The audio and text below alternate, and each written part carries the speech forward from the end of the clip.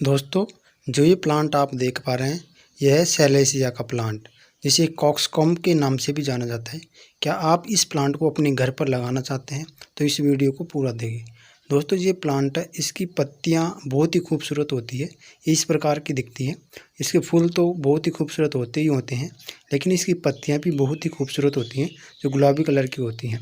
इस प्रकार देखिए, ये प्लांट जो छोटा सा होता है तो इस प्रकार का होता है, और ये जो बड़ा प्लांट है ये बड़ा होकर इस प्रकार के होता जाता है, और इससे बड़ा ये प्लांट है, जिन्हें हम अपने जितनी पॉटवे के अंदर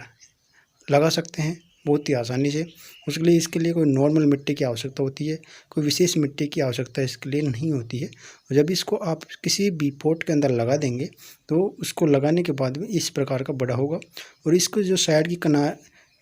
जो किनारे हैं पत्तियों के, वो हरे रंग के और बीच में से गुलाबी कलर के होते हैं, इसलिए देखने में बहुत ही खूबसूरत होता है। और कुछ प्लांट की पत्तियां हरे रंग की इस प्रकार की होती हैं, तो ये इसको देसी भाषा में मुर्गा प्लांट के नाम से भी जाना जाता है, जो मुर्गा कलंगी ना जैसे फ्लावर इस प्लांट के अंदर हमें देखने को मिलते हैं। तो दोस्तों, इसको लगाने का सही समय बरसाती सीज़न होता है, और वैसे हम इसे 12 महीने कभी भी लगा सकते हैं।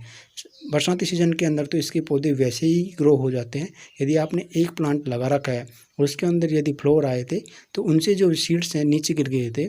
तो बरसाती सीज़न के अंदर वो सीड बहुत ही आसानी से ग्रो हो जाते हैं, और उन्हें आप किसी भी पॉट के अंदर लगा सकते हैं। यदि आपके पास इसका प्लांट नहीं है तो आप किसी भी नर्सरी से इसका प्लांट ले सकते हैं, और एक बार लगाने के बाद सालों साल आप इस प्लांट को चला सकते हैं, क्योंकि ये प्लांट एक बार लगाने के बाद में इसके सीड्स नीचे गिर जाएंगे फ्लावर आने से, तो वो इस प्रकार के पौधे ग्रो होंगे और वो कंटिन्यू ग्रो होते रहेंगे। जो आपकी नर्सरी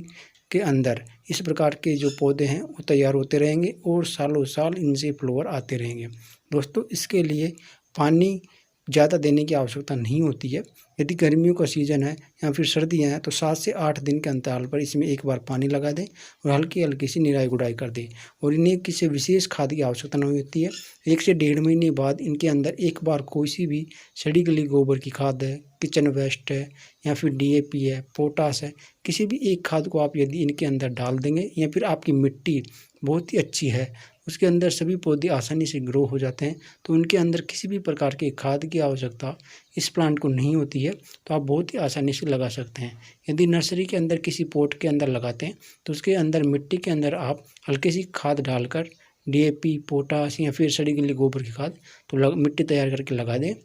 और फिर कोई खाद की आवश्यकता नहीं होगी। दोस्तों, बहुत से लोगों की शिकायत होती है कि उनका प्लांट बहुत ही ज़्यादा ग्रोथ करता रहता है और उनके अंदर फ्लावर नहीं आते हैं। तो इसका एक तो कारण होता है कि पानी अधिक देना, क्योंकि अधिक पानी की वजह से पौधा ग्रोथ करता रहता है, और दूसरा इसका कारण होता है कि मिट्टी के अंदर बहुत ही ज़्यादा बार बार 2 से 3 दिन के अंतराल पर खादों का देना, जिससे कि ये प्लांट बढ़ता रहता है और फ्लावरिंग थोड़ी लेट लगती है। तो दोस्तों, इससे आपको बचना चाहिए। पौधे की ज़रूरत के अनुसार ही इस पौधे के अंदर आपको पानी लगाना चाहिए और खाद देना चाहिए, जिससे कि आपके पौधे के ऊपर बहुत ही अच्छे अच्छे ढेर सारे फ्लावर आए।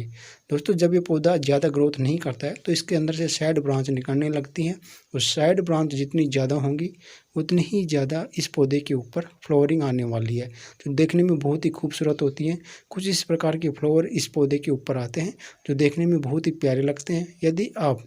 अपने गार्डन के अंदर इस प्लांट को लगाते हैं तो आपका गार्डन बहुत ही अच्छा फूलों से भरा रहेगा, और आपको एक बार इसका फ्लावर खिलने के बाद में लगभग 1.5 से 2 महीने तक कंटिन्यू खिला रहता है, क्योंकि इसका जो फ्लावर है वो काफ़ी हार्ड होता है और वो जल्दी ख़राब नहीं होता है। दोस्तों, इसलिए लोग इस प्लांट को अपने गार्डन के अंदर पसंद करते हैं। दोस्तों, इसके फ्लावर को ज़्यादा दिनों तक बचाने के लिए आपके इनके फ्लावर के अंदर पानी नहीं डालना है, आपको सीधे प्लांट के अंदर नीचे ही जड़ों में पानी डालना है, जिससे कि आपके फ्लावर के अंदर पानी नहीं भरे और वो जल्दी ख़राब नहीं हो, और इसके अंदर किसी प्रकार के रोग इस प्लांट के अंदर नहीं लगते हैं। इसके अंदर ज़्यादा केयर की आवश्यकता भी नहीं होती है। बहुत से किसान भाई इसके अंदर जो अपने प्लांट गार्डन के अंदर लगाते हैं इनको, तो वहाँ पर इनको बोन मील इस प्रकार की खाद वगैरह लगाते हैं, तो उनकी इस आवश्यकता इस प्लांट को ज़्यादा नहीं होती है, क्योंकि मिट्टी में जितने पोषक तत्व हमारे उपलब्ध होते हैं उन्हीं से ये प्लांट बहुत ही अच्छी ग्रोथ कर लेता है। और बहुत से गार्डनर इनके अंदर नीम खली, बोन मील वगैरह ये देना चाहते हैं,